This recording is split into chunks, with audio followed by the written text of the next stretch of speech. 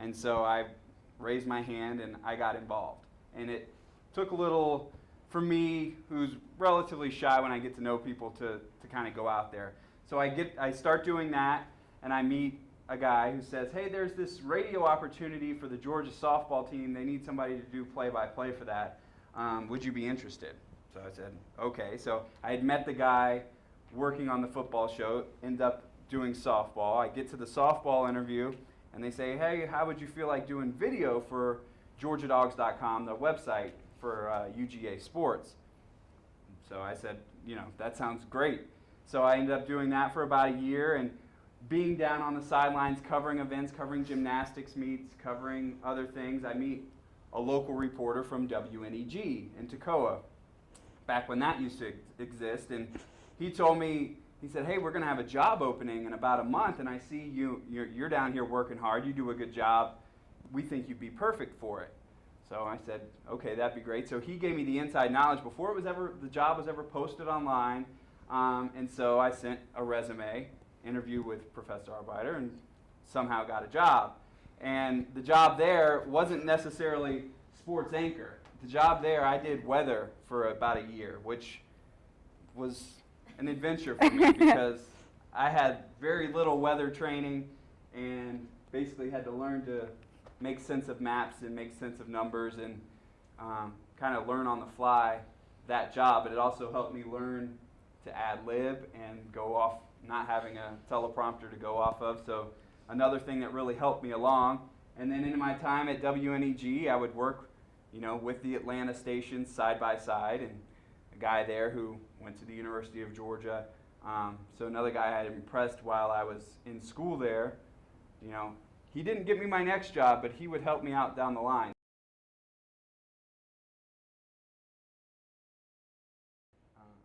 And the other goal, I would say, is, you've heard us talk about the technical side as well as just the being on TV. A lot of people think it's just being on TV, and obviously that's not the case. But you have to be diverse, not just in your knowledge of how to get stuff on television, but also in your knowledge of events. So, like for me, I do a lot of sports stories. And they assign me sports stories over people who've been there forever because they know that I've covered high school football and high school basketball and Georgia, and they know my background. And so my first day on the air at Fox, I did a story with a coach at Gainesville, and because I knew him. And I called him and I said, hey, coach, I need to talk to you. He's like, great. And then I got there and he goes, when did you switch to Fox 5? What's going on here?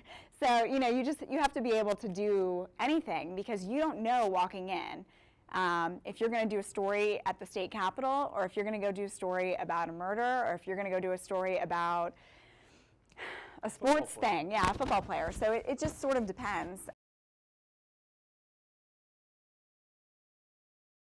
I think one of the other things that you guys have the benefit of that we didn't is there are so many non-traditional outlets now. Like, newspapers are doing their own videos, and they need editors, or they need people who are social media people who understand news and how to make a story, but don't necessarily need to be a writer. Or they're, like we have a friend who works as a sports information person because he understands the media and how it works. So you can do anything. And PR, that's one of those things where if you get how it works and you can call the reporter and say, hey, I not only have this story for you, I have the perfect person to interview, and here's the opportunity where you're going to get the great video. That's a great way to be a successful PR person, because if you understand what the reporters need, they're going to take your pitch a lot more seriously than somebody who goes, hey, you should do a story on this.